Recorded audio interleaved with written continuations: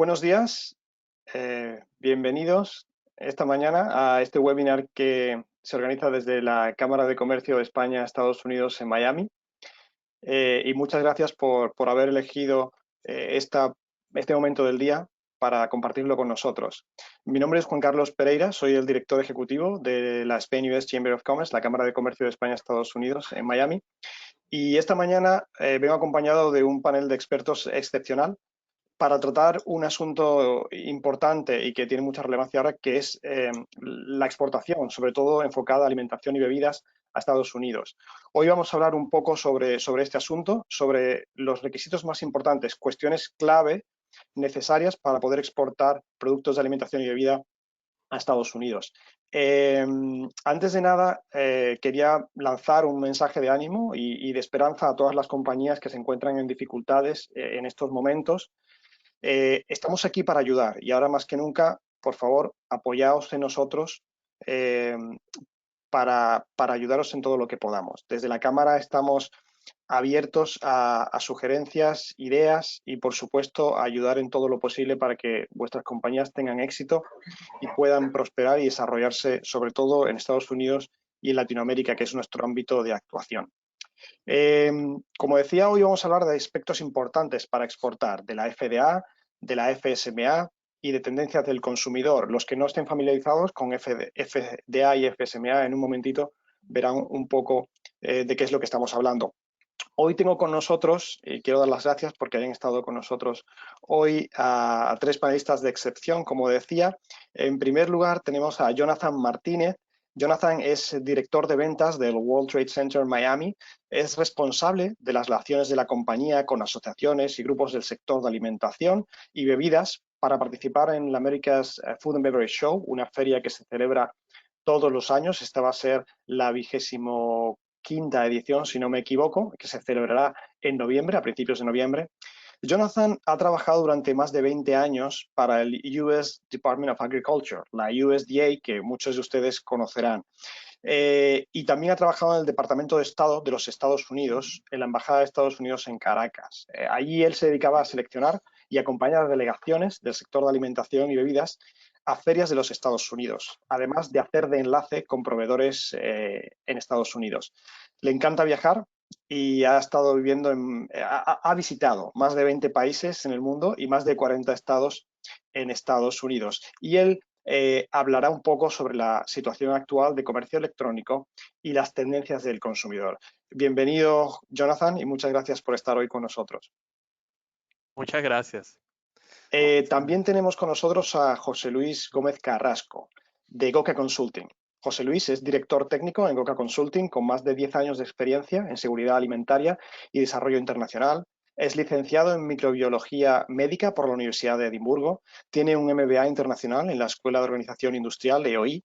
Durante los últimos 7 años ha trabajado en Estados Unidos, en California concretamente, para un laboratorio acreditado, ofreciendo servicios a la industria en el ámbito de seguridad alimentaria y trabajando estrechamente con la FDA y con otras agencias regulatorias. Está certificado como instructor para impartir formación en el ámbito de FSMA, de la Food Safety Modernization Act, que fue incorporada a la normativa de la FDA en enero de 2011. Muchísimas gracias, José Luis, por estar hoy con nosotros también. Muchas gracias por la invitación, Juan Carlos. Y por último tenemos a Arantxa Jordán, directora adjunta de la Cámara de Comercio de España-Estados Unidos, responsable por más de 5 años del Departamento de Comercio Internacional, que es el encargado de las relaciones con FDA y con otros organismos gubernamentales vinculados a la importación de productos a Estados Unidos. Es licenciada en Derecho por la Universidad de Barcelona y máster sobre Derecho Comunitario Internacional. Antes de entrar en la Cámara, trabajó en diversas firmas asesorando a compañías españolas en su estrategia de internacionalización. Y ella será quien comience la charla de hoy para hablarnos sobre la FDA y aspectos esenciales que se deben conocer. Arantxa, muchas gracias por estar hoy con nosotros. No, gracias a vosotros. Y por último, un momentito antes de comenzar, solamente indicar que el procedimiento como el que vamos a trabajar es que vamos a hacer una presentación, va a comenzar Arantxa, luego va a continuar José Luis hablando sobre la FSMA y luego va a finalizar Jonathan Martínez, pero cualquier pregunta que quieran realizar pueden hacerla durante el webinar en el panel de control que encontrarán a su derecha. Verán que en ese panel existe una pestaña que indica Questions. Pueden desplegar esa pestaña y ahí escribir las preguntas que vayan queriendo. Al final del webinar dedicaremos unos 20 minutos para poder responder todas esas preguntas que van surgiendo. Por favor, les rogaría que indicaran al principio de la pregunta el nombre de la persona a la que quieren dirigir la pregunta. Si es para Jonathan, si es para Arantxa o si es para José Luis, y de esa manera pues la dirigiremos a la persona adecuada. También recordarles que compartiremos las presentaciones con los asistentes, compartiremos los datos de contacto de todos los panelistas para que puedan contactar directamente con ellos si tienen alguna cuestión que quieran tratar personalmente, y también compartiremos el vídeo del webinar. Este webinar se está grabando y lo compartiremos con todos para que a su vez puedan verlo de nuevo o puedan compartirlo con otras personas que consideren que pueda ser de interés. De modo que muchas gracias a todos de nuevo por asistir y les dejo ya que comiencen. Arantxa. Gracias, Juan Carlos. Siguiendo con lo que comentaba Juan Carlos, dar las gracias a Coa Consulting y al World Trade Center por estar con nosotros. Y la parte que voy a llevar yo es la de explicar lo que es el FDA y las iniciativas más importantes que hay que tener, las medidas, perdón, más importantes que hay que tener en cuenta para poder traer productos a Estados Unidos.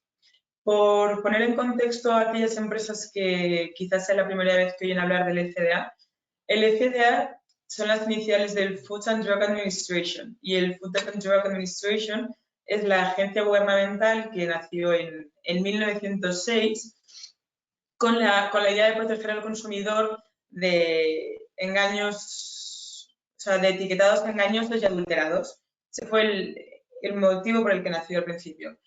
A raíz de los atentados del 11S, el gobierno americano consideró que era importante reforzar la sanidad, o bueno, la seguridad de los ciudadanos americanos, y promulgó en 2003 la Ley contra el Bioterrorismo, que lo que pretende es controlar la entrada de mercancías de consumo humano y animal para evitar que se pueda atentar contra la salud humana,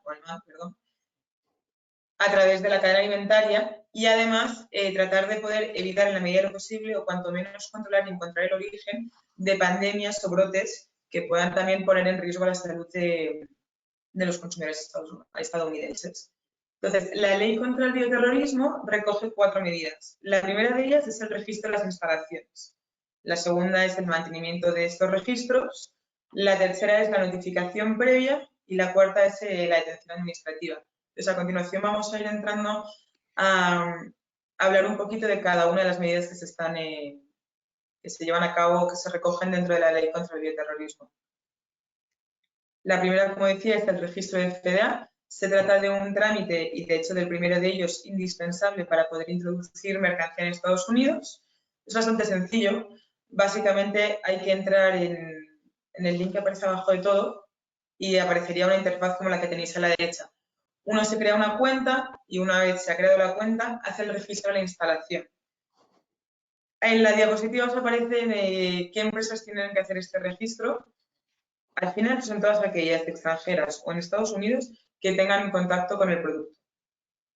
Hay que ceder o que volcar una serie de información del tipo de persona de contacto, cuáles son sus datos, qué productos se manipulan, se producen o se entra en contacto con ellos y que luego se van a poder exportar a Estados Unidos. Y el agente residente del que ahora hablaremos. ¿Vale? Bastante sencillo. A continuación os pongo unas notas. La primera de ellas es que el registro del FDA es gratuito, es decir, el FDA no cobra ninguna tasa por el registro de instalaciones de alimentación, porque luego si entrásemos en la parte de medicamentos en realidad sí que hay unas tasas, pero hablando de alimentación es gratuito. A día de hoy no hay ningún coste. El segundo es, se necesita designar un agente residente en Estados Unidos. Esto solo aplica para aquellas empresas que se encuentren en el extranjero y es una figura obligatoria e indispensable para poder hacer este registro. Es una figura tan importante que de hecho hablaremos ahora, ¿vale? La tercera cosa a mencionar es que se necesita un único registro por establecimiento. Lo que se registra, que no esté mucha confusión, es el establecimiento. Luego, dentro de ese registro, se indican también los productos que se van a exportar a Estados Unidos y que se están manipulando, se están reetiquetando, envasando, almacenando, o sea, allí. Pero lo que registras en sí es la instalación, aunque luego se indiquen los productos. Y las marcas comerciales, todo eso va dentro del registro de la instalación, que es la cuenta que aparece después. ¿Vale?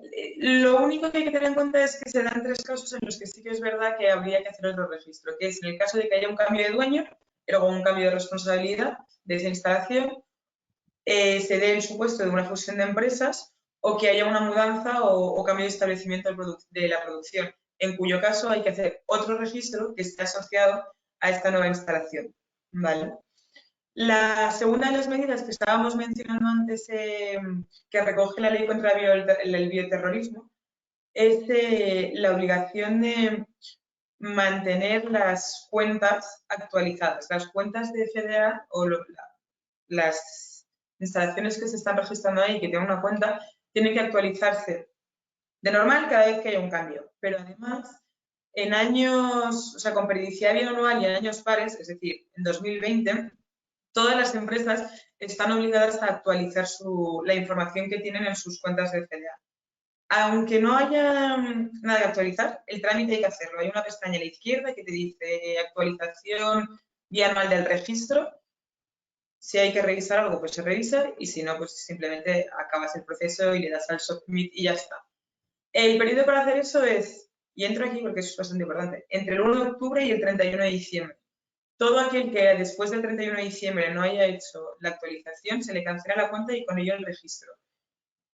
Pero desde la Cámara recomendamos que esto se haga cuanto antes mejor, porque a mediados de diciembre se empiezan a bloquear la página web del FDA porque hay mucha gente que se ha olvidado o que lo ha dejado para más tarde. Y nos hemos encontrado con casos de empresas que realmente no han conseguido actualizar la cuenta, aunque lo hayan intentado, sencillamente porque estaba bloqueada. Había demasiado tráfico. ¿Vale? El agente residente del que se estaba hablando antes, como decía, es una figura obligatoria y esencial para aquellas empresas que registren su instalación en el extranjero, es decir, para todas las empresas que se encuentran en España produciendo, reetiquetando, envasando y demás, tiene que tener este agente residente. La normativa establece que el agente residente tiene que ser una persona física o jurídica que resida en Estados Unidos. Nosotros vamos un pasito más allá y decimos que además de ser una persona física o jurídica que reside en Estados Unidos, que sea una persona que realmente tenga utilidad para la empresa exportadora, porque la figura lo que pretende es ser intermediario entre el FDA y la empresa que está en el extranjero. Es decir, pues el FDA al final está hablando con empresas que se encuentran en cualquier lugar del mundo. Entonces, si se le complica la situación de poder contactar con una empresa exportadora, una empresa que está en España, hablaría con nosotros, por ejemplo, o sea, con el agente residente. El agente residente, si además tiene conocimiento sobre el FDA y sobre la normativa, va a poder ayudar también en el caso de que haya una detención aleatoria, que luego hablamos de detención aleatoria o administrativa, ¿no? O va a poder ayudar cuando te hablan de una inspección, explicarte un poquito lo que es, o si tienes alguna duda sobre... Es un plus, ¿vale? No hay que confundir el agente residente con el importador o el agente comercial. El agente residente es una figura que ha creado el FDA para servir de intermediario entre la agencia y la empresa exportadora. El agente comercial o el importador hacen otras cosas, aunque pueda coincidir, pero el agente residente no tiene por qué tener nada que ver con eso, ¿vale? El registro de FDA no es lo único que hay que hacer para algunos de los productos. Hay otros productos que necesitan registros adicionales. Varios, de hecho. Yo voy a entrar en la parte de los productos acidificados y de baja acidez porque son los más habituales a la hora de importarlos, ¿vale? Entonces, bueno, a mitad de los años 70 hubieron varios casos de botulismo en Estados Unidos que se asociaron a que el proceso de elaboración de productos acidificados o de baja acidez era incorrecto.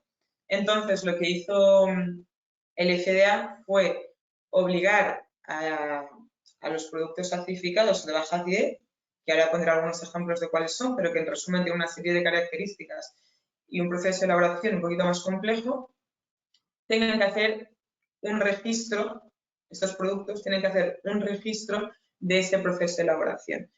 Por producto acidificado, por ejemplo, estoy hablando de encurtidos o de algunos postres o de algunas salsas, por ejemplo. Y básicamente es que se le añade ácido a este producto para llegar a cumplir con una serie de medidas relacionadas con el pH y la actividad del agua. Los productos de baja acidez son la gran mayoría de las conservas, aunque hay alguna que otra excepción, pero por lo general la mayor parte de las conservas. Y son productos que pasan por un tratamiento de calor para poder alcanzar un estado de esterilización y poder comercializarlos, y se caracterizan porque se venden siempre de forma hermética y cerrada y en condiciones no refrigeradas, ¿vale? Si alguien tiene alguna duda y necesita una definición un poquito más concreta, luego entro en eso.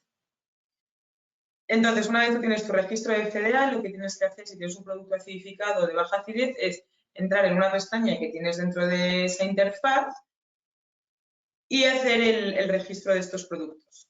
Son unos formularios, dependiendo de si es el producto acidificado de baja acidez, entrarías en un formulario o en otro, y el FDA luego se dedicará a analizar que el proceso de elaboración de esos productos sea en unas condiciones que eviten nuevos brotes de botulismo y otras enfermedades que se puedan derivar del proceso. La tercera de las iniciativas es la notificación previa. Una vez has hecho tu registro de instalación, tu registro de los productos certificados, si es que tienes que hacerlo, y decides que vas a exportar a Estados Unidos, tienes que hacer este trámite, que también lo puedes hacer desde la interfaz.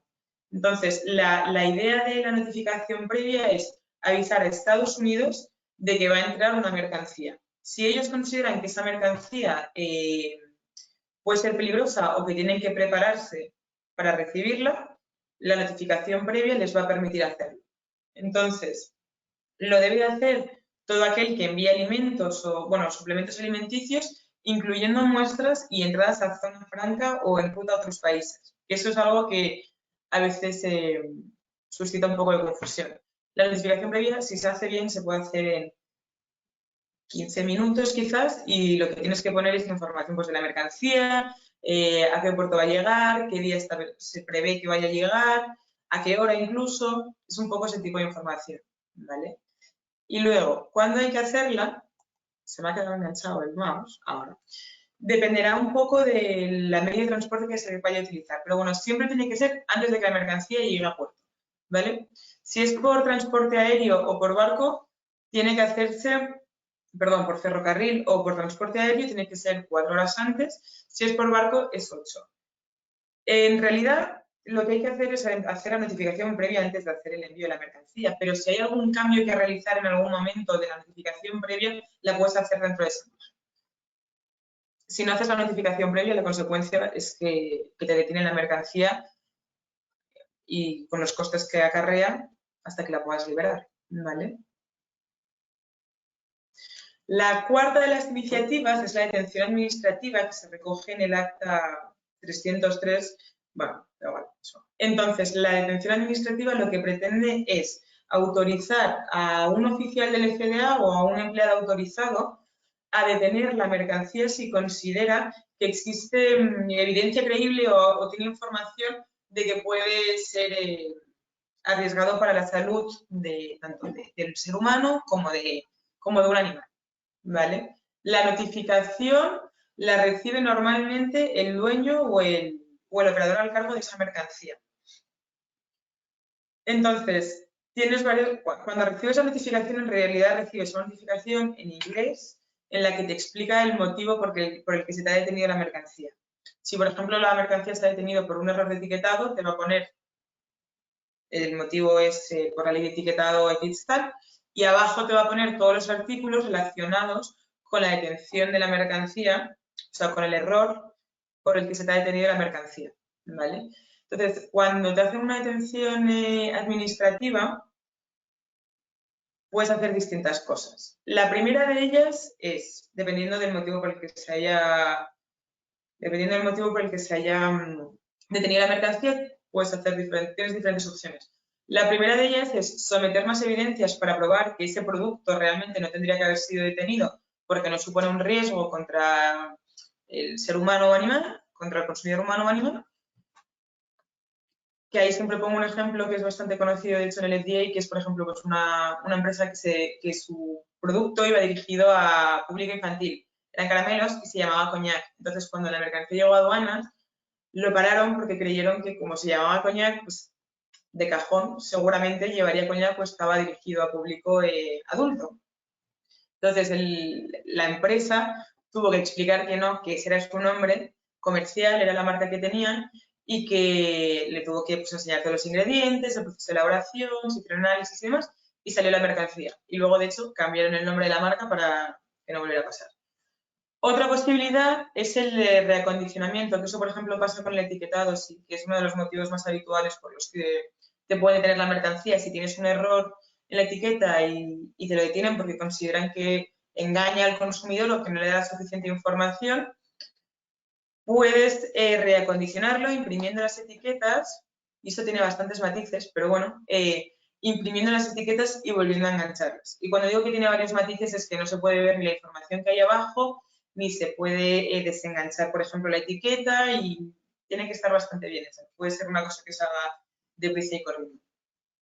La otra de las opciones es solicitar la reexportación del producto o la destrucción. Este es el peor de los escenarios, pero se da cuando realmente pues, se ha intentado introducir un producto que o bien está ilegalizado en Estados Unidos, o tiene un ingrediente que no se puede comercializar aquí, o porque está en mal estado, como podría ser pues, un caso de salmonela, por ejemplo, o cualquier tipo de brote que atente contra la salud humana o animal. Y la otra de las opciones es la de es de apelar la orden de detención administrativa. Pues es que el FDA, como todo el mundo, se puede equivocar. Entonces, si se emite una detención administrativa y los motivos que te dan no se ajustan a la realidad o no son motivos suficientes como para no poder introducir la mercancía, siempre puedes apelarlo.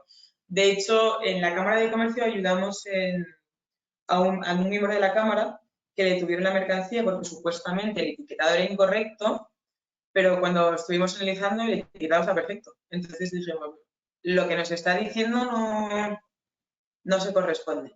Se apeló a esta orden de detención administrativa, se liberó la mercancía, se comercializó y ya está. ¿Vale? Y luego, el último tema que quiero tocar es el del etiquetado. El etiquetado en realidad no está dentro de las 4 medidas que hemos hablado, ni siquiera dentro de la ley contra el bioterrorismo, pero es competencia y lo regula también el FDA.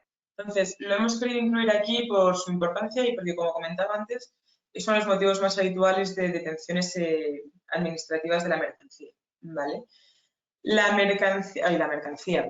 etiqueta se compone de 2 partes. Por un lado, el Principal Display Panel, que sería la etiqueta principal, que es la que estáis viendo aquí. Y por otro tenéis la etiqueta nutricional, que es, acabo de cambiar, y la parte de la izquierda es la etiqueta principal y la de la derecha es la parte nutricional. Entonces, en la parte de la derecha, como podéis ver, siempre tiene que aparecer la marca comercial, la definición o la denominación del producto y el contenido neto. También se puede añadir allí los ingredientes y la dirección del fabricante o del envasador. Pero eso es optativo, se puede poner delante o detrás, ¿vale? Lo más habitual es ponerlo detrás. Entonces, en la parte de atrás tiene que ir la tabla nutricional, de la que ahora hablaremos, ¿vale? Porque han habido algunos cambios. Los ingredientes, si es que no los has puesto delante, con sus alérgenos. La dirección del fabricante o del distribuidor o del envasador. Y luego reclamos de salud si es que procediera. Normalmente no, a pesar de que no lo regule la ley de etiquetado, también hay que incluir en la parte de delante, suele ser el país de origen y de una manera bastante visible. Entonces, eso en realidad es competencia de aduanas, pero lo menciono aquí porque es otro de los motivos de detención administrativa. Cuando se dice el país, es el país, Made in Spain en este caso, por ejemplo, pero no vale meter o describirlo como made en la Unión Europea o en alguna comunidad autónoma. Es en España y en inglés, ¿vale? Y se tiene que poner en negrita. La parte del etiquetado en realidad, pues os acabo de dar un matiz, pero luego hay que entrar en toda la parte de las fuentes, de la proporción, donde tiene que estar localizado cada cosa, pues la marca, la denominación del producto, el contenido neto, en qué medidas tiene que estar, ¿vale? Es un poquito más complejo, pero si luego alguien tiene dudas podemos hablar de eso o le podemos facilitar información. Pero podríamos hablar sobre el etiquetado, sí, ¿vale? Y aquí tenéis los cambios de etiqueta. Donde dice Current Label en realidad es antigua y donde dice New Label es la que tenemos actualmente, ¿vale? Hubo un cambio porque el FDA lo que quería era, por un lado, informar todavía más al consumidor, en parte en una batalla contra la obesidad y contra enfermedades cardiovasculares, y porque en la etiqueta antigua se jugaba mucho con la información y oído como herramienta de marketing, aunque se sigue haciendo. Estoy hablando del Nutritional Facts. Pero... Entonces, aquí tenéis la parte de la derecha donde dice New Label, que en realidad es la nueva, pero podéis comparar perfectamente con la de la izquierda. Si veis, por ejemplo, la parte que dice Serving Size, tenéis los numeritos en la pantalla. El número 1 que dice Serving Size, si os fijáis, está bastante más grande que en la etiqueta principal. Lo mismo pasa con las calorías, que se le quiere dar más visibilidad a las calorías que estamos consumiendo, pero han quitado lo del calories from fat que estaba en la primera porque consideran que es más importante saber cuántas calorías estás consumiendo que de dónde viene en realidad, ¿vale? Luego está la parte del total fat, que la parte del total fat que tiene pues saber de dónde viene, tienes que determinar si es saturado o si es trans, por ejemplo, ¿vale? Y la parte de los azúcares, que es una de las partes más interesantes uno de los cambios más interesantes. Sí que es verdad que todavía no es obligatorio poner el porcentaje, si os fijáis, es la única información nutricional en la que no hay que poner el porcentaje. Eso se ve, bueno, al lobby del azúcar, pero sí que han conseguido que pongas los azúcares añadidos. Y de los azúcares añadidos sí tienes que poner el porcentaje y tienes que poner también los gramos, ¿vale? Y luego, por último, se han incluido la vitamina D y el potasio, ¿vale? Y además tienes que incluir los gramos, no solo el porcentaje del valor diario recomendado, sino que también los gramos. Y lo mismo pasa con el calcio y con el hierro, que se ha incluido. Y se ha quitado la vitamina A y la vitamina C, ¿vale? Mi parte en realidad es hasta aquí, ¿vale? Ahora cederé la palabra a... Ahora cederé la palabra a José Luis, pero quería comentaros que desde el Spain US Chamber of Commerce somos muy activos y de hecho ofrecemos un servicio integral en todo lo relacionado con FDA, servicio de agente residente, revisión de etiquetado, apoyo con el prior notice, consultas relacionadas con comercio internacional. De hecho, no estamos activos solo en eso, sino que en el marco del COVID, del coronavirus en el que nos encontramos ahora, estamos especialmente activos en la búsqueda de clientes potenciales para aquellas empresas españolas que desean o bien introducirse por primera vez en Estados Unidos o desarrollar mercado o darle un empujón, ¿no? Y además, organizamos el pabellón español en el America's Food and Beverage Trade Show, que se celebrará el 2 y el 3 de noviembre y que previsiblemente va a ser la única feria de alimentación que finalmente vaya a poder celebrarse este año. Todavía nos queda algún hueco, así que si hay alguien que estuviese interesado, pueden ponerse en contacto con nosotros y le enviamos la información, ¿vale? Aquí tenéis nuestros datos de contacto, como decía antes. Si alguien tiene cualquier tipo de duda, puede hablar con nosotros vía mail o por teléfono. Estamos todos trabajando desde casa y os ayudamos, os damos apoyo y resolvemos todas las consultas que podáis tener. Ahora sí, José Luis, si quieres, te cedo la palabra. Muchas gracias, Arantxa. Oye, pues nada, encantado. Muy buenas tardes a todos y yo soy José Luis Gómez Carrasco, como han dicho en la introducción. Trabajo para Goca Consulting y somos una consultora especializada en el cumplimiento de la normativa de la FDA. Y hoy os vamos a hablar de FEMA, que seguramente pues, es como el último grito en el ámbito regulatorio de la FDA. ¿Cómo vamos a revisar esta nueva regulación? Pues ver un poquito de qué se trata FEMA, cómo surge, cuáles son las implicaciones para mi empresa, ver cuáles son los 7 reglamentos centrales que componen este acto, ¿no?, de ley de inocuidad, Miraremos en un poquito más de detalle los 3 reglamentos principales, uno sobre los productos frescos, otro sobre productos para la alimentación humana y el último el programa de verificación de proveedores extranjeros. Y también le daremos un pequeño repaso al último reglamento que ha entrado en vigor dentro de FEMA, que es el de adulteración intencionada, que muchos de las personas en la industria también conocen como food defense. Para cerrar, veremos que no solamente se trata de la FDA, sino que hay otras instituciones a tener en cuenta, especialmente dependiendo del tipo de producto, la tipología de producto con la que trabajamos, y cerraremos con algunas recomendaciones y sugerencias. Entonces, pues nada, arrancamos con qué es FEMA, ¿no? Básicamente hemos dicho que es la Ley de Modernización de la Seguridad Alimentaria, que entró en vigor en el 2011. Entra en el 2011, pero en vigor realmente en el 2016 con diversos plazos, ya que fue progresivo y entraron dependiendo del tamaño y de la tipología de empresa. Alcanza todas las empresas que manufacturan, procesan, envasan o almacenan productos destinados para el consumo en Estados Unidos, independientemente de su ubicación en el mundo. Es decir, esta regulación afecta a todas las empresas que manufacturen, procesen, envasen o almacenen productos que se vayan a consumir en Estados Unidos. El objetivo general que persigue esta normativa es de establecer unos sistemas más efectivos de seguridad alimentaria. Constituye la reforma más importante de los últimos 70 años en el ámbito de seguridad alimentaria y básicamente lo que promueve es un cambio de paradigma. Es decir, la FDA siempre ha sido una agencia muy reactiva que ha defendido un poco el territorio a través de sus sistemas de detenciones y de identificar problemas que había en el sistema de la cadena de suministro y ahora lo que quiere hacer de alguna manera es implicar a toda la cadena de suministro para repartir esa responsabilidad y poder centrarse en la prevención, ¿vale? Para eso, pues de alguna manera amplía y fortalece el mandato de la FDA dándole de alguna manera más capacidad de la que tenía en el pasado. ¿Cómo surge FEMA? Pues básicamente por los problemas de la salud pública. 1 de cada 6 estadounidenses se pone malo al año. La cadena de suministro cada día es más compleja. Hay mucha dificultad para garantizar la trazabilidad, sobre todo de los productos que comemos hoy en día. Hay variedad de estándares de seguridad alimentaria, diferencias regulatorias y normativas en los diferentes países.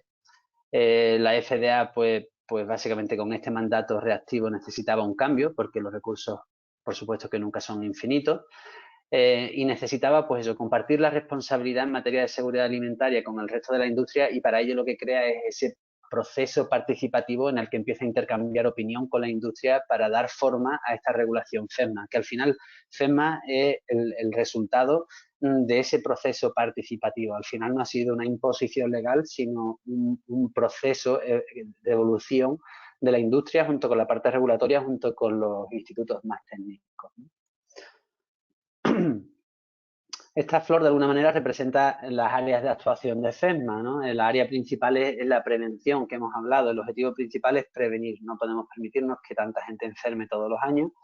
Esto lo hace, sigue haciendo sus sistemas de inspecciones para asegurarse del cumplimiento de la industria, ¿vale? Sigue dando respuesta a las acciones y a las violaciones que hay a nivel regulatorio.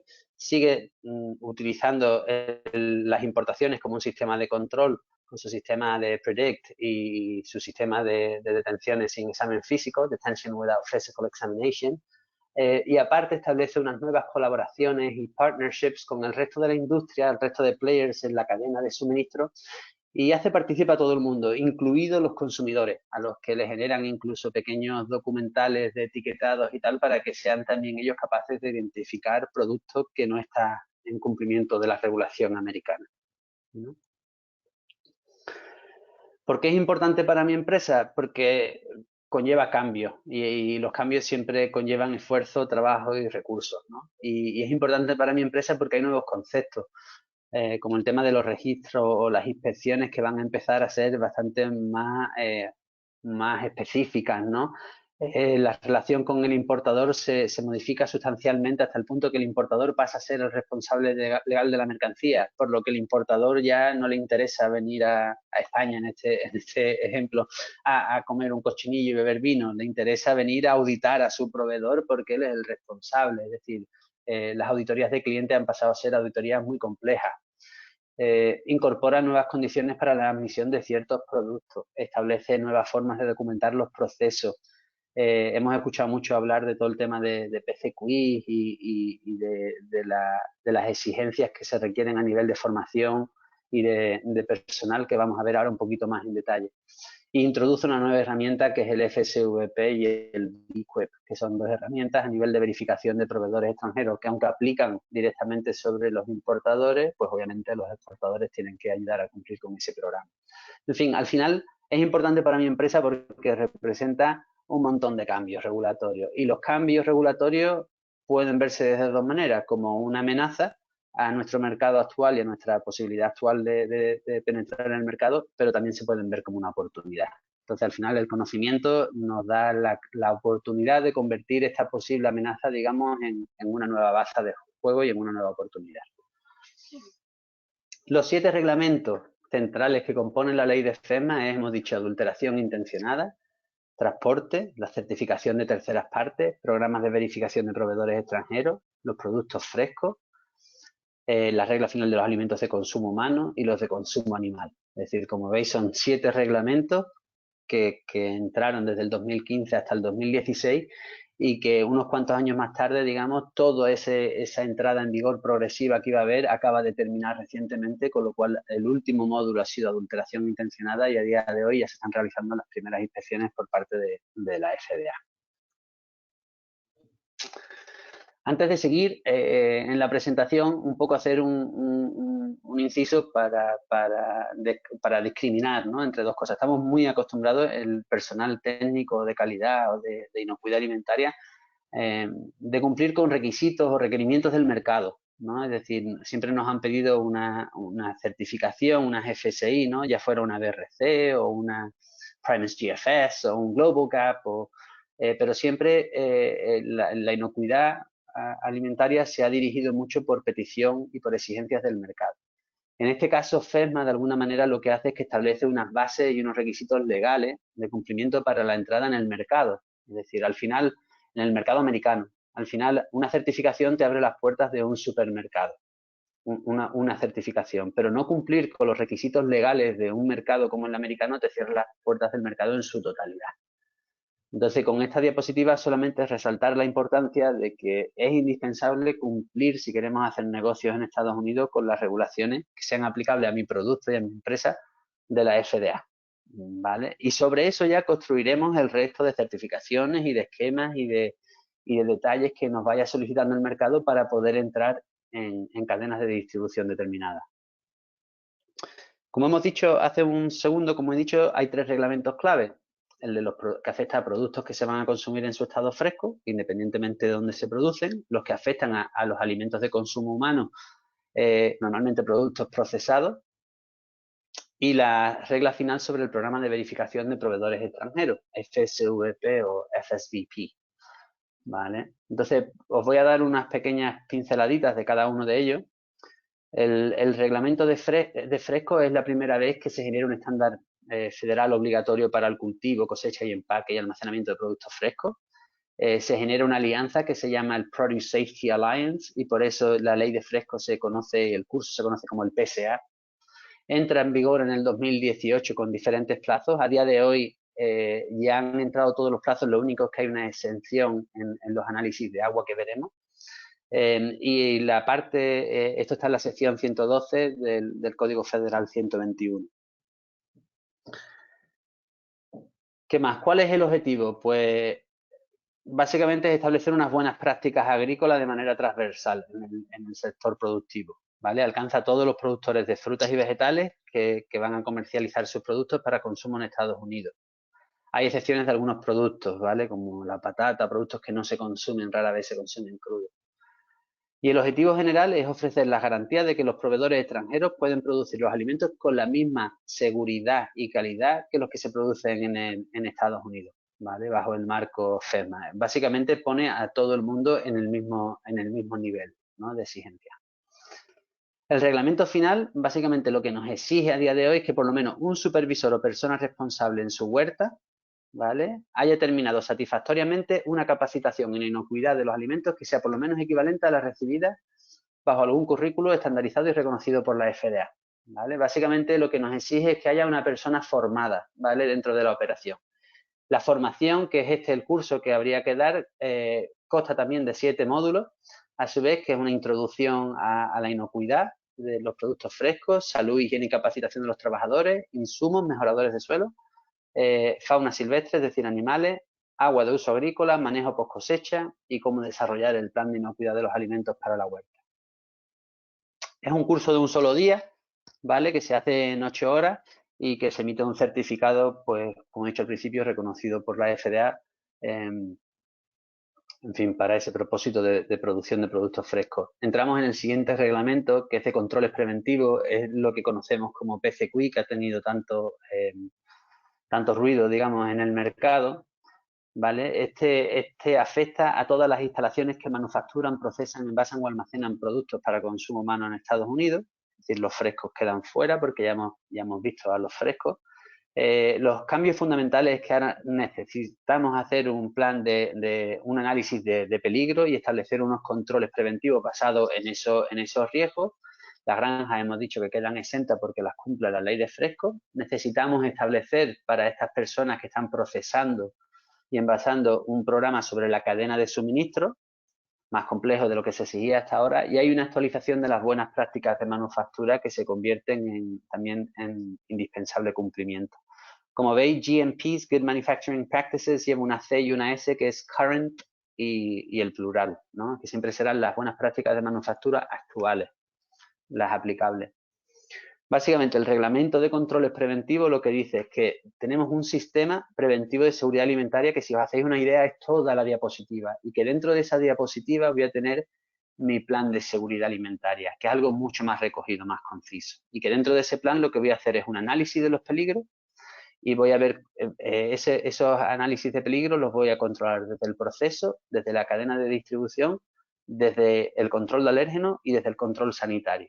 Y aparte voy a tener un plan de retirada de productos en caso de que se me vaya algo fuera de control.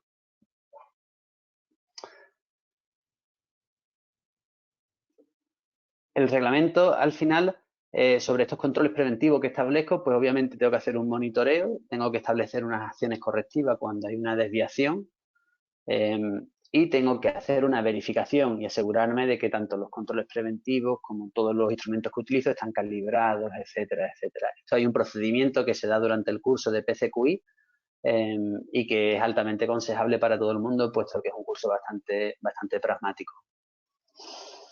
Y al final eso, establecer un programa sobre la cadena de suministro. Al final, cada día, decíamos, los productos que comemos son más complejos. Un tiramisú al final tiene vainilla de Madagascar, tiene café de Colombia, tiene nata de no sé dónde. Es decir, al final, en un pequeño postre tenemos ingredientes casi de todas las partes del mundo.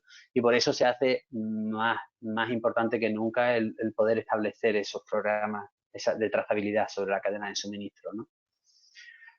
Como hemos dicho, la actualización y la clarificación de las buenas prácticas es seguramente una de las cosas también más importantes que ha habido en este cambio. Al final, formación, educación de todos los empleados y seguramente el abordar el contacto cruzado de alérgenos como punto crítico de esta regulación. Al final, recordar que el 37% de todas las retiradas de productos en Estados Unidos es debido a alérgenos, asociados a alérgenos. En la mayoría de los casos son errores, muchos asociados a errores de etiqueta o a una declaración errónea, etcétera, pero al final son el 37%, con lo cual es importante tener en cuenta el tema de alérgenos y el tema de etiquetado.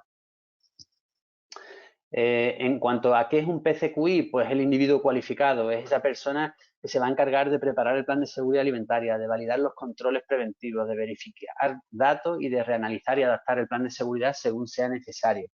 Este curso al final es una de las formas de lograr ser PCQI, es decir, existen otras formas por experiencia y tal, pero en definitiva al final, si las cosas van mal, es importante de que la persona que ha firmado eso tenga esta formación específica, porque es un tema regulatorio y al margen de la experiencia que se tenga, creo que es muy interesante y los formatos que se utilizan son muy prácticos.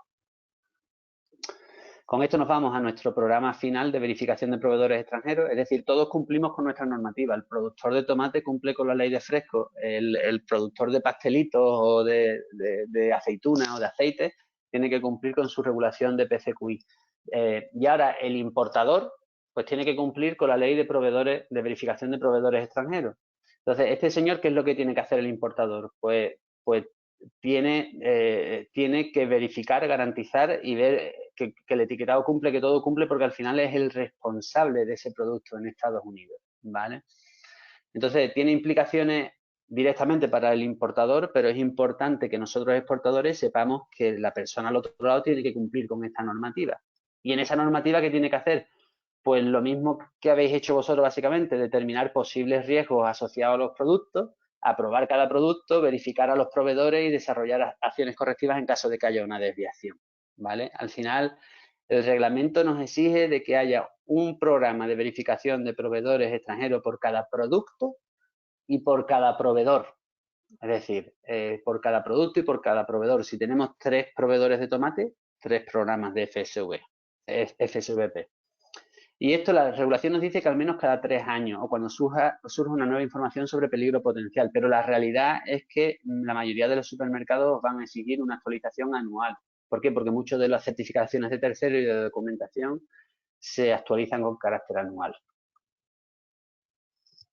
Con esto cerramos el reglamento de los importadores, y un reglamento transversal que hay es el tema de adulteración intencionada. Desde un caso que hubo en Asia en el 2013-2014 de intoxicación, y entonces se generó este reglamento que lo que exige es que se haga una identificación de las etapas accionables, ¿vale? Del proceso productivo que tenemos, donde identificamos los puntos de vulnerabilidad, ¿vale? Hacemos un análisis de vulnerabilidad utilizando un método que la FDA ha establecido como válido, que es el método CAT, y en base a ese análisis de vulnerabilidad se establecen unas estrategias de mitigación, procedimientos de monitoreo, acciones correctivas y verificación. En fin, lo mismo pero que para inocuidad alimentaria, pero para la adulteración. Y por último, pues mencionar, como hemos dicho, no es solamente la FDA, es decir, tenemos el CBP, que son la gente de aduana, tenemos el CFSAN, que son la gente de nutrición, tenemos el USDA para temas cárnicos y de agricultura y tal, tenemos algunos departamentos técnicos como el TAN, para el Technical Assistance Network, o tenemos la gente de National Marine Fishery Services para temas de pesca. Es decir, al final hay otras agencias que colaboran directamente en esos partnerships que habíamos hecho. Y para cerrar, pues nada, algunas recomendaciones. Que la información al final es poder, que nos formemos bien y que tengamos esa información para hacerlo bien, porque una retirada de productos en Estados Unidos es un proceso doloroso de varios millones de dólares. Buenos consejos y buenas alianzas con las cámaras, con nosotros, con importadores, con gente que os pueda ayudar a ver el camino. El self-assessment, evaluemos cuáles son las necesidades que tenemos seriamente, porque ya no podemos hablar de FESMA del futuro, es decir, hablamos de ahora porque ya es de obligado cumplimiento. Recordemos que no solamente es FESMA, que si estamos en productos de la pesca tendremos que cumplir con el reglamento 123, o si son enlatados con el 113, o si, dependiendo de la tipología de producto, vamos a tener que cumplir con regulaciones específicas. Tenemos que ver de qué recursos disponemos para hacer frente a esos cambios y establecer un plan coherente de acción. A mí me gusta mucho la frase say what you do and do what you say, es decir, no queremos decir lo que hacemos y hacemos lo que decimos, no queremos decir las cosas que nos gustaría hacer o las que vamos a hacer el año que viene, las que hace la competencia, no, vamos a decir lo que hacemos y hacemos lo que decimos, y mantenemos nuestro sistema de calidad lo más pragmático y lo más preciso posible. En el tema este regulatorio, como decía Abraham Lincoln, dame 6 horas para cortar un árbol y pasaré las primeras 4 afilando el hacha. Pues en estos temas, en el mercado americano, yo creo que es un mercado con muchísimo potencial, pero que sin duda requiere una buena preparación para abordarlo con éxito. Y bueno, con esto yo acabo mi parte y paso mi turno de palabra a Jonathan. Y bueno, desde Goca Consulting quedamos a vuestra disposición para apoyaros con cualquier tipo de apoyo, de consultoría, de servicio que necesitéis para abordar el mercado americano. Muchas gracias y nada, estamos en contacto. Buenas tardes, muchas gracias, José Luis. Bueno, quisiera primeramente dar las gracias a la Cámara de Comercio Española por la oportunidad que me da de ser parte de este webinar, y quisiera darle las gracias a todos los asistentes pues, a esta presentación. Vamos a hablar sobre el comercio electrónico y las preferencias del consumidor luego de esta crisis del COVID-19. Lo primero que quisiéramos notar, ok, vamos a darle otra vez. Ok, lo primero que quisiéramos notar es que soy parte del World Trade Center Miami. Es una organización que fue fundada desde 1971 y parte de nuestra misión precisamente es organizar ferias y eventos comerciales internacionales. Uno de esos eventos es el American Food and Beverage Show. Ya Arancha había mencionado un poco acerca de este. Este es el evento que estamos promocionando y el año pasado, precisamente, 21 empresas españolas estuvieron en un excelente pabellón. Tuvimos muy buena representación de empresas españolas. Al final de la presentación les voy a hablar un poco más con detalles sobre el evento. Este año va a ser la edición número 24 y he tenido la oportunidad de estar presente desde la edición número 1, así que les puedo hablar con mucha propiedad de que este evento es ideal si ustedes quieren conocer importadores o distribuidores, no solamente en Estados Unidos, sino por la ubicación donde está, Miami, por supuesto, es ideal para hacer contactos con empresas latinoamericanas, empresas de Sudamérica también. Entonces, vamos a entrar en materia. Quisiera hablarles un poco de estadísticas del comercio electrónico hasta el año pasado, las perspectivas para este año, para el futuro, la nueva realidad del comercio electrónico y, bueno, un poco sobre las tendencias y preferencias del consumidor. Bien es sabido que el comercio electrónico es un sector que ha tenido un crecimiento impresionante en los últimos años.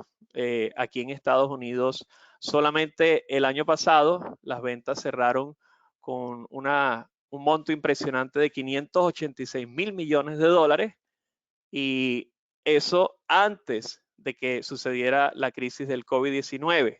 Para este año se estimaban que las ventas iban a ser 668 mil millones de dólares. Pero como ustedes pueden ver en esta gráfica, esto es un estudio que se hizo en el año pasado. Y cuando se hizo este estudio, la mayoría de las personas, por supuesto, no teníamos idea de lo que iba a suceder en el 2020 y no sabíamos casi de que existía una ciudad en China llamada Wuhan y que iba a venir esta crisis mundial. Así que podemos sin lugar a dudas decir que el mundo cambió para siempre y podríamos decir que el 2020 será el antes y el después para el comercio electrónico. A mí me gustaría hacer una analogía en esa parte. La mayoría recordamos lo que significaba viajar en avión antes del 2001, antes de los ataques de las Torres Gemelas en Nueva York y otros sitios. Uno antes de eso podía ir al aeropuerto, pasar un tiempo muy agradable, no estaba tan preocupado en el tema de la seguridad, podía inclusive casi llegar hasta la puerta del avión, despedir a sus amigos, a sus familiares. Luego de sucedidos los ataques, todos sabemos lo frustrante que es el tema de seguridad cuando uno llega al aeropuerto. Entonces hubo un antes y un después para el tema de viajar en avión. Asimismo, ahora podemos decir que este año, a raíz de esta crisis que estamos viviendo como el comercio, perdón, con el coronavirus, el comercio electrónico ha aumentado de una manera impresionante. Como pueden ver aquí, las estimaciones eran que para el año 2040, 85% de las compras iban a ser en línea.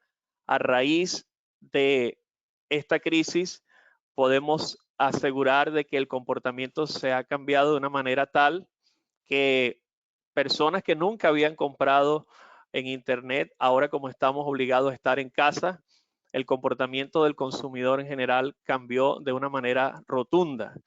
Y ya tenemos 2 meses en esto y es un comportamiento que va a seguir, una tendencia que va a seguir sin duda por algún tiempo.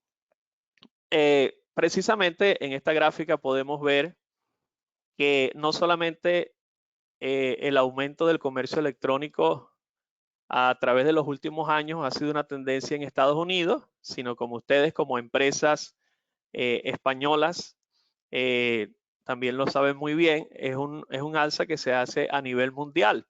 Este trabajo que ven allí se realizó en enero de este año. Otra vez lo volvemos a decir, antes de que la gente estuviera hablando de la crisis del coronavirus. O sea que las estimaciones de ventas en el comercio electrónico sin duda van a ser, esos números van a ser muchos más altos. Es importante que ustedes como empresas españolas, ya hemos visto algunos de los requisitos para exportar a Estados Unidos.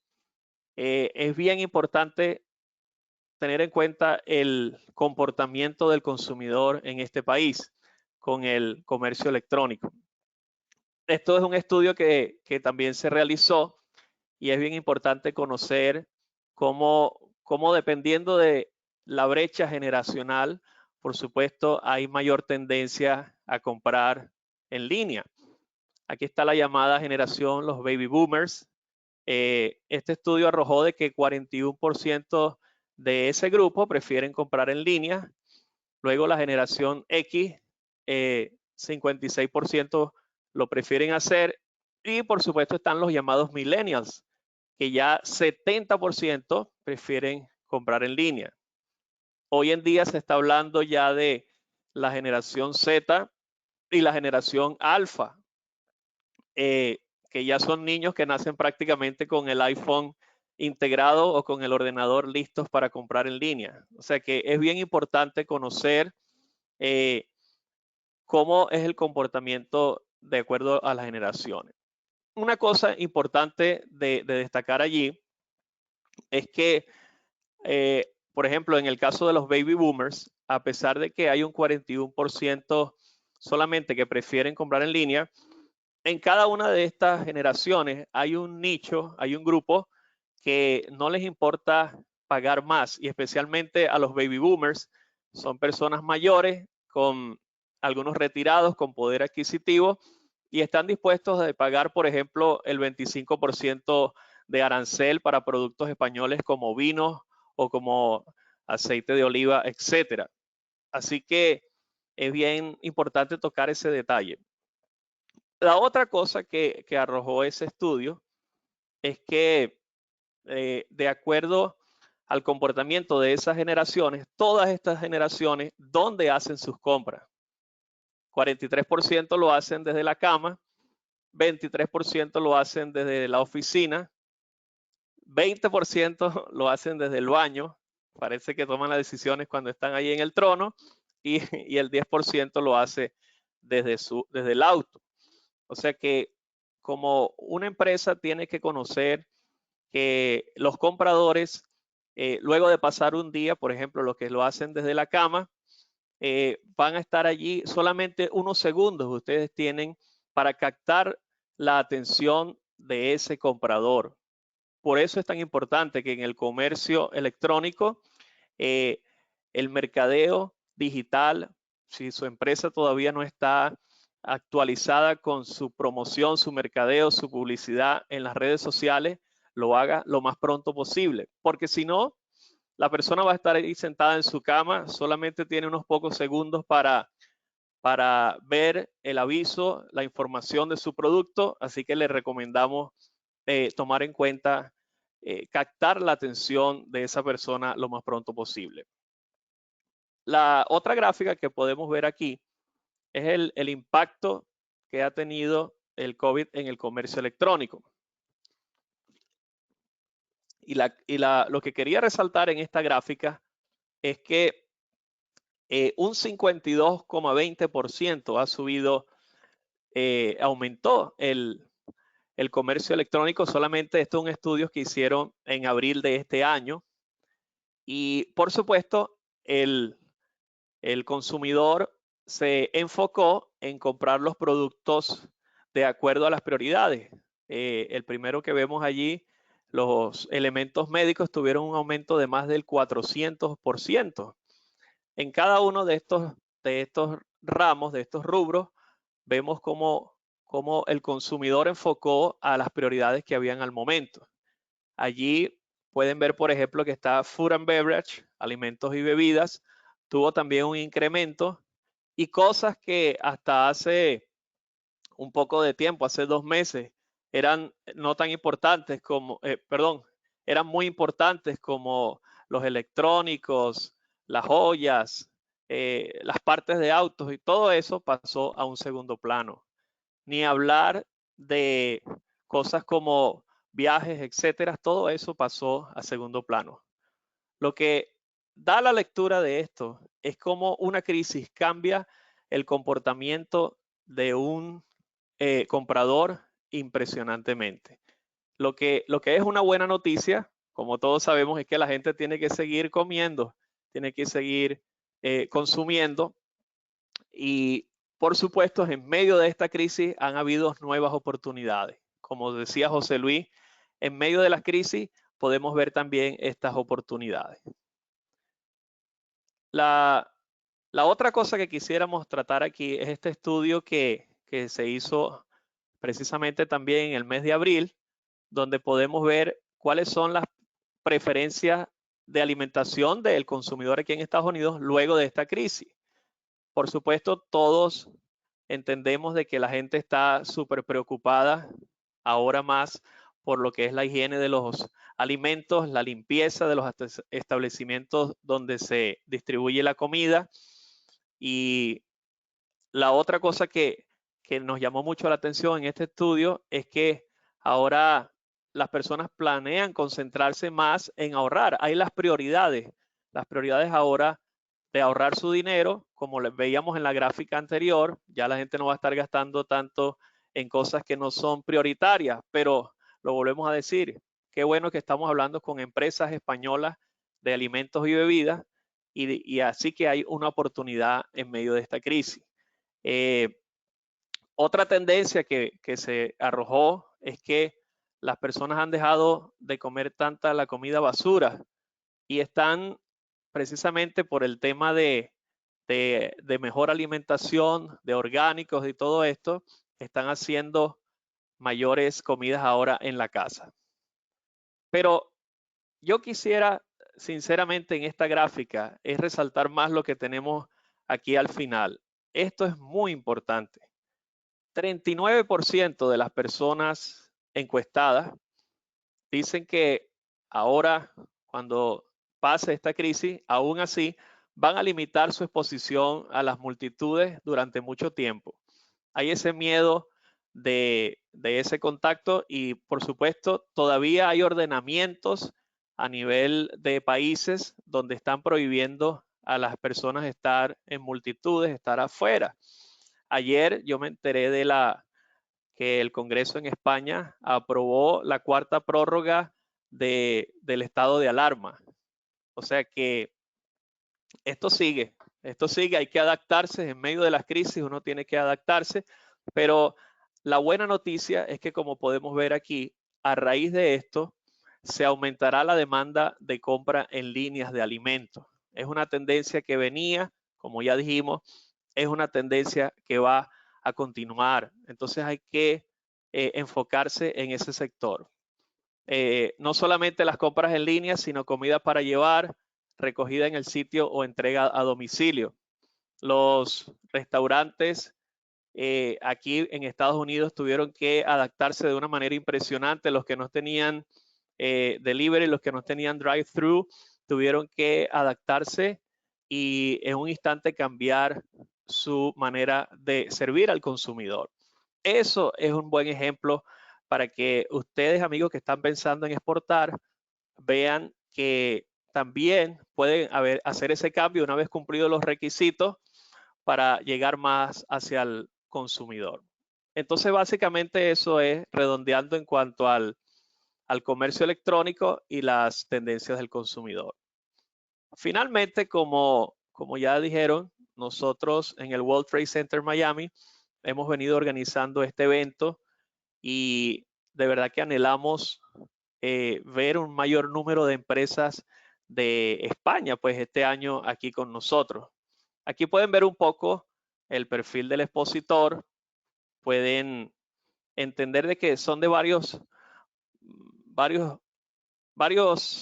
países. Nos han preguntado en cuanto a esto. Hay algunos que cuando se le dice alimentos y bebidas piensan que es algo limitado, pero como pueden ver, hemos tenido participación muy variada. La otra cosa que quisiéramos resaltarles es el perfil del visitante. Como ya dijimos, es un evento ideal para que ustedes, los expositores, tengan el encuentro con los importadores, con los distribuidores. Y aquí pueden ver un poco acerca del perfil de esos visitantes. Nosotros en nuestra página web pueden obtener más detalles acerca del show, acerca de cómo registrarse. Y la otra cosa que quisiéramos notar es la parte demográfica. Aproximadamente 45% de los asistentes son de América del Norte, por supuesto Canadá, México, de los Estados Unidos. Tenemos también un 40% en promedio que vienen de América Latina y el Caribe y el 15% que son de Europa, África y Asia. Nosotros estamos convencidos de que este año esta demografía podría cambiar. Me explico, nosotros, el mercado natural para este evento ha sido siempre compradores de América Latina y el Caribe, pero con la crisis del COVID-19 hemos visto de que como las economías han sufrido tanto y van a seguir sufriendo, pensamos que vamos a tener más asistencia de Europa, de compradores y expositores de Europa y de otras regiones. ¿Ok? Entonces, bueno, ya me llegó el tiempo. Aquí pueden ver mis datos. Estamos completamente a la orden en el World Trade Center Miami para ayudarles. Muchas gracias otra vez a la Cámara de Comercio Española por ese pabellón que organizaron el año pasado. Fueron 21 stands, como dijimos, y esperamos que este año ustedes que nos escuchan estamos completamente a la orden para sus preguntas. Muchas gracias. Muchas gracias, Jonathan. Muchas gracias a José Luis también y a Arantxa por la presentación. A continuación vamos a pasar a responder algunas preguntas que nos han ido entrando durante el webinar y también aprovecho para recordar que los que quieran realizar alguna pregunta pueden escribirla a través del panel de control que tienen a su derecha y encantados estaremos de responderlas. Creo que Arantxa ha recopilado ya muchas de las preguntas, ¿verdad? Sí. Mira, voy a empezar a hacer sus preguntas, dame un segundo. José Luis, esta es para ti. ¿El certificado del PCQI es personal? ¿Qué pasa si el empleado se va de la empresa? Estás en mute.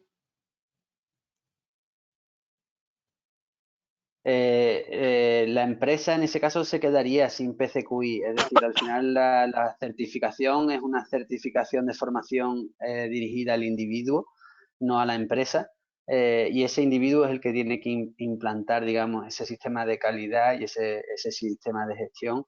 Si ese individuo se va de la empresa, se necesita formar a una nueva persona o contratar a una nueva persona que ya tenga esa formación. Ese es un poco idiosincrasia porque la empresa no queda certificada, pero también es cierto que de esa manera conseguimos formar mucha más gente, que al final lo que perseguía la FDA decíamos que era formar a la gente, formar al sector de la cadena de suministro. Así que de esa manera pues se acaba formando mucha más gente.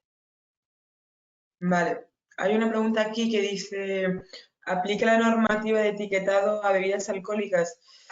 No, o sea, la normativa de etiquetado que hemos visto ahora no aplica a bebidas alcohólicas. De hecho, las bebidas que tienen un porcentaje de alcohol superior al 7% se regulan por el TTB, tienen su propia normativa de etiquetado y además, dependiendo de si son bebidas espirituosas o si son vinos o otros tipos de alcohol, también tiene una serie de requisitos independientes que cumplir. ¿Vale?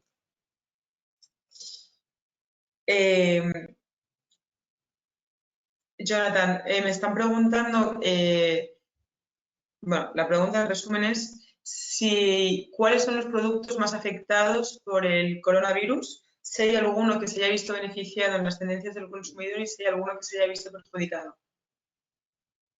Bueno, obviamente como colocamos allí en la gráfica, las personas están viendo cuáles son sus prioridades, pues. Jonathan, disculpa, acércate un poquito el micrófono a la boca que se te oye un poquito ahora. Ah, ok. Ahí está bien. Estupendo. Sí, estupendo. Ajá. Ok. Las personas están haciendo, su comportamiento cambió, pues, y ya no están buscando de repente productos eh, tan premium en algunos casos, pues. Pero esto a largo plazo sentimos de que va a encauzarse otra vez, pues. Y para responder la pregunta, yo creo que los productos de España ya están arraigados.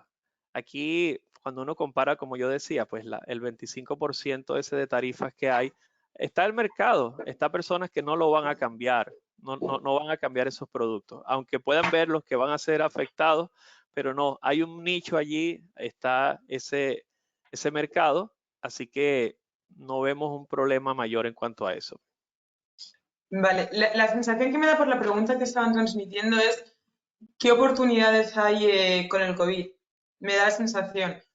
Pongo el ejemplo, el vino, por ejemplo, ha incrementado sus ventas online porque la gente, como ha dejado de ir a restaurantes, pues está a lo mejor consumiendo más en casa, entre otras cosas el vino, ¿no? La pregunta me parece que va enfocada por ese lado, que cuál pueden ser las oportunidades o sea, ¿qué productos pueden tener más oportunidades en el marco del COVID? Yo qué sé, conservas, por ejemplo, que al final es un producto no perecedero, ¿sabes? Creo que esa es la pregunta, no sé Sí, si... no. Sí, yo te entendí. Lo que estaba diciendo era cuáles eran los productos que estaban más afectados también, ¿no? Oportunidades de productos, seguimos con los embutidos, ¿ok?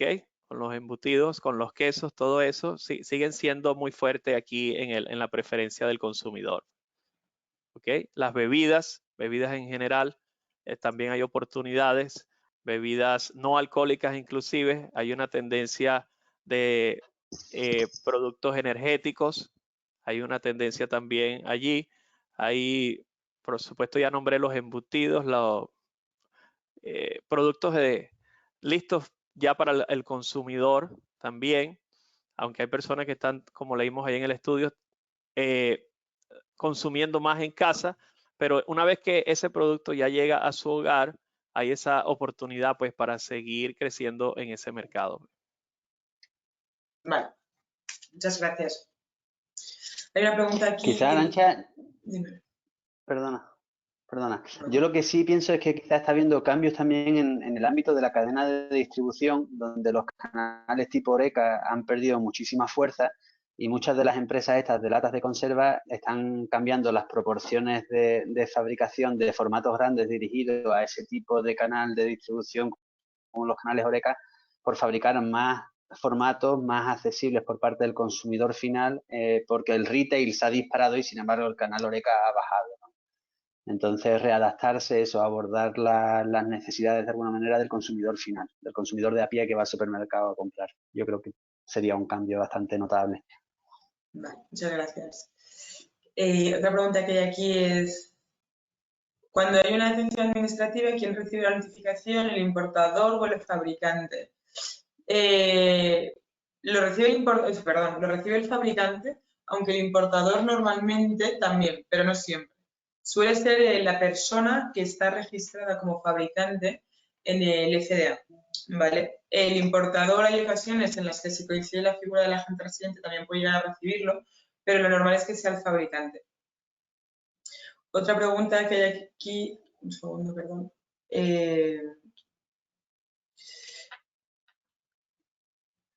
Esta es para ti, José Luis. Buenas tardes. Somos una empresa de pescado congelado. En relación al ICSMA, ¿es necesario, teniendo en cuenta que seguimos todo el HACCP? Mira, de FESMA hay algunas partes de la regulación que sí que son aplicables a la parte de pescado.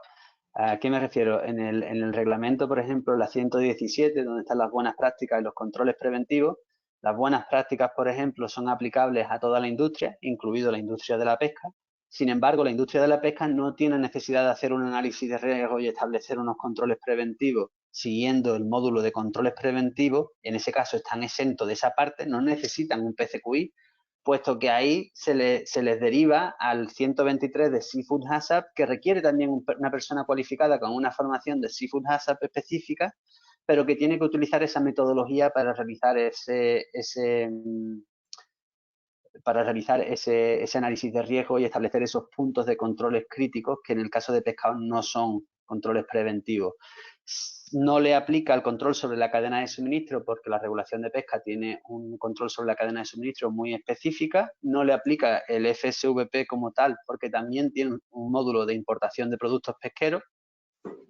Pero sí le aplica la parte de registro final. Es decir, tienen que mantener unos registros en líneas con FESMA. Entonces, le aplica FESMA, sí le aplica porque le aplica a todos los alimentos. ¿Le aplican los controles preventivos y la figura del PCQI? No le aplica la figura del PCQI. Ahora, ¿le aplican otras partes como las buenas prácticas o el sistema de registro tal? También. ¿Vale? Es decir, que le aplica parcialmente. Y le aplican otros reglamentos transversales como podría ser la adulteración intencionada.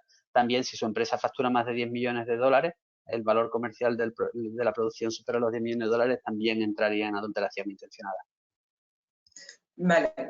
Otra pregunta para ti, José Luis. ¿El FSMA aplica también a pet food, a comida de consumo animal? Sí, hay un módulo específico de controles preventivos para consumo animal. Es muy parecido a los controles preventivos para los alimentos de consumo humano. Lo único es que, obviamente, la guía de referencia de riesgos establecidos y tal es un poco diferente. El cambio que sí ha tenido FESMA, que tiene una gran repercusión sobre la comida animal y el pienso animal, es que desde la entrada en FESMA se obligan las buenas prácticas para la comida destinada al consumo animal. ¿Eso qué quiere decir? Con una industria alimenticia, por ejemplo, de comida humana, antes uno de los residuos, digamos, podía ir a la industria animal, ¿no? Ese residuo ahora ya no se puede trabajar como un residuo, se tiene que trabajar como un producto bajo las buenas prácticas hasta que se lo lleve una empresa de fabricación de piensos animales que tiene que seguir con esa continuidad de buenas prácticas y de inocuidad, digamos, aunque se trate de comida para animales. Entonces, FESMA sí que aborda específicamente con un reglamento específico la comida de pienso animal y las buenas prácticas lo recogen también.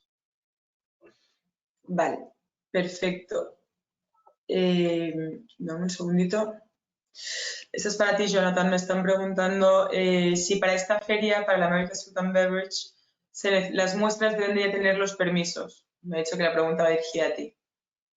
Sí, nosotros tenemos una empresa que trabajamos directamente con ellos y una vez que un exportador se registra con nosotros, les mandamos todos los detalles con los cuales tienen que contactarse con esa empresa. Por ejemplo, en el caso, recuerda Juan Carlos, el año pasado habían algunas empresas que querían traer los vinos y le estaban pidiendo algunas licencias, pero tenemos un broker que si la empresa tiene su permisología, todo en orden, no hay ningún problema. Se hace el envío directamente y las muestras se colocan ya directamente cuando va a comenzar el evento. Y a este respecto, sí me gustaría, Arantxa, que también indicaras un poco, que es una pregunta muy recurrente, y es, para el envío de muestras, ¿es necesario que ya una empresa esté registrada ante el FDA y tenga el producto registrado en FDA? Sí, es verdad que muchas veces lo preguntan, pero sí.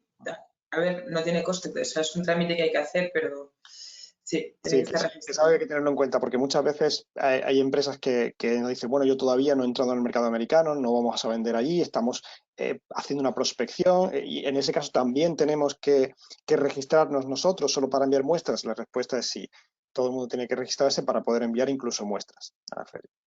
Sí. Hay una pregunta que dice, ¿qué diferencia hay entre el agente comercial y el agente residente? El agente, como comentaba antes, el agente residente es la figura obligatoria que exige el FDA para poder hacer el registro de la instalación y poder exportar a Estados Unidos, y su función principal es la de servir de toma de contacto entre la agencia gubernamental, es decir, entre el FDA y la empresa exportadora, porque, bueno, la empresa que esté fuera de Estados Unidos, la empresa exportadora. El agente residente es el agente comercial. Tiene una función principalmente comercial, es la búsqueda de potenciales clientes o la búsqueda de potenciales acuerdos comerciales. Son figuras que Lo único que tienen en común es la palabra agente. Lo demás nada que ver. ¿Vale? Un segundo, perdón, ¿eh? Esta es para ti, José Luis. Hola, si tienes una IFS/BRC implantada, ¿cumples con la ley IFSMA? No, no necesariamente. BRC, lo que hablábamos, y IFS son esquemas, esquemas creados al final por empresas privadas, esquemas de inocuidad y de seguridad alimentaria. Pero que cumplas con BRC y IFS quiere decir que seguramente tienes un sistema de calidad muy bueno implantado y con muchas garantías y tal, pero no quiere decir que estés en línea con el cumplimiento de la regulación americana. Es decir, seguramente tienes mucho recorrido hecho ya, pero el proceso de adaptación sí es requerido. Al final hay un tema muy interesante y es que los inspectores que os van a hacer inspecciones de buenas prácticas y controles preventivos son inspectores que han hecho ese mismo curso de PCQI. Es decir, yo de los cursos que he dado en Estados Unidos muchas veces he tenido a oficiales de la FDA. ¿Qué quiero decir con esto? Que, bueno, hay muchas cosas que son voluntarias, como los formatos, por ejemplo. Dicen, los formatos podéis usar lo que queráis, no tenéis que usar los formatos de la FDA. Bueno, que sepas que la persona que te va a inspeccionar es una persona que ha hecho ese curso con esos formatos, está familiarizada con esos formatos y seguramente el éxito de esa inspección va a ser directamente proporcional a la adaptación que hayas hecho de tu sistema a la regulación americana. Con lo cual, tenéis terreno ganado, pero no quiere decir que estéis en cumplimiento y la FDA no va a aceptar una certificación de tercera parte con un esquema privado como indicador de si estáis en cumplimiento o no. Con lo cual, bien que lo tengáis, pero necesitaréis otras cosas. Es decir, eso os vendrá muy bien para lo que hablábamos, para el mercado, para cumplir con las exigencias de Costco o de Whole Foods o de Walmart o de quien sea, pero a la hora de la verdad, para cumplir con la FDA tenéis que cumplir con la regulación, no con las exigencias del mercado, sino exigencias país. Perfecto, muchas gracias, José Luis. He visto aquí, Arantxa, que han entrado un par de preguntas también para ti. Una de ellas es que dicen, cuando hay una detención administrativa, ¿quién recibe esa ya se ha contestado, ¿no? Que recibe la notificación en el portal del fabricante. Ok, esa ya está respondida. En el caso de una bebida alcohólica con un contenido de 7% de alcohol, ¿se aplicaría la normativa de la FDA? No, lleva por el CTB porque es a partir del 7%. Va por el TTB, ¿no? TTB, que es el organismo que regula las bebidas alcohólicas. Perfecto. Están preguntando si se puede conseguir copias de la presentación y del vídeo. Sí, vamos a compartir el vídeo. Dentro de unas 3 horas o así recibirán un correo de follow-up con el vídeo y también compartiremos las presentaciones. Hay una pregunta que nos hace también, nos preguntan, ¿existe una tutorización por vuestra parte hasta el proceso final de ventas? ¿Qué coste aproximado puede tener para una empresa? Por parte de la Cámara de Comercio, nosotros ofrecemos un apoyo integral a las compañías que quieren exportar a Estados Unidos. Pero ¿este apoyo qué comprende? Pues todo lo que nosotros podemos poner de nuestro conocimiento y de nuestra estructura al servicio de las empresas. Por una parte, les ayudamos en la parte del FDA. Como decía Arantxa al principio de la presentación, les asesoramos a la hora del registro para entender cómo debe hacerlo, cómo debe registrar los productos. Podemos actuar como agentes residentes ante la FDA. Les apoyamos en las notificaciones previas, con la examinación de etiquetado, etcétera, etcétera. Eso es en la parte de registros. Luego hay una parte interna, que es la parte que ha explicado José Luis muy bien. Para cumplir ciertas normativas, te exigen que tengas en vigor pues alguna documentación en función de la normativa FSMA que hemos hablado. Para la capacitación de esa parte interna de la compañía, por ejemplo, Goca Consulting ofrece un servicio fantástico, donde ellos otorgan esas formaciones específicas, no solo para PCQI, sino para preparar las inspecciones que se realicen y para preparar los manuales que te exigen. Eso es algo que ellos pueden hacer perfectamente. Y por otra parte, para el área comercial, también nosotros podemos ofrecer apoyo. Desde la Cámara ofrecemos servicios desde agendas comerciales, realización de estudios de mercado, identificación de posibles clientes, organización de reuniones presenciales, pero en esta situación que las reuniones presenciales son más difíciles o ahora mismo son inviables, también podemos organizar reuniones virtuales para que se puedan conocer online con proveedores o con compradores, ¿no? Es decir, nosotros tratamos de apoyar a las compañías en la medida de lo posible con una serie de servicios. Si tiene más interés, por favor, contacte después con nosotros y podemos contarle un poco todos los servicios que ofrecemos. Lo único que no podemos hacer es la venta final, ¿no? El pitch de venta final lo tiene que hacer la compañía porque nosotros representamos a un número enorme de compañías y tenemos que ser objetivos para todos. Ayudamos en todo lo posible, pero la venta final tiene que hacerlo la empresa y nosotros les ayudamos a ponerlos en el último lugar de la casilla para que le dé la patada al balón y marque en portería, ¿no? Y me parece, no sé si Arantxa ha quedado alguna pregunta más importante por responder, porque nos hemos pasado un poquito del tiempo que normalmente tenemos. Así que, si os parece bien, si salvo que hayas visto alguna especialmente acuciante, lo podemos dejar aquí y el resto de preguntas que no se hayan podido responder las responderemos más tarde y enviaremos un correo electrónico con las preguntas y las respuestas para que de esa manera pues todo el mundo pueda tenerlas. Por último, pues nada, quería agradecer de nuevo a José Luis y a Jonathan y a ti, Arantxa, que hayáis participado hoy en este webinar. Creo que ha sido muy instructivo. Probablemente continuemos organizando webinars como este o similares, quizá enfocándonos en alguna parte específica. De todo lo que hemos hablado se puede hablar en mucho detalle. Y si José Luis y Jonathan quieren, pues estaremos encantados de continuar organizando sesiones informativas parecidas a esta a lo largo de los próximos meses, con el objetivo de que sus empresas puedan triunfar en este mercado y puedan aprovechar de las oportunidades que aquí surgen. De modo que gracias, José Luis, gracias, Jonathan, gracias, Arantxa. Muchísimas gracias. Muchas gracias a todos por participar. Gracias. Saludos y cuidados. Muchísimas gracias. Saludos a todos. Hasta luego. Hasta luego. Gracias. Bye.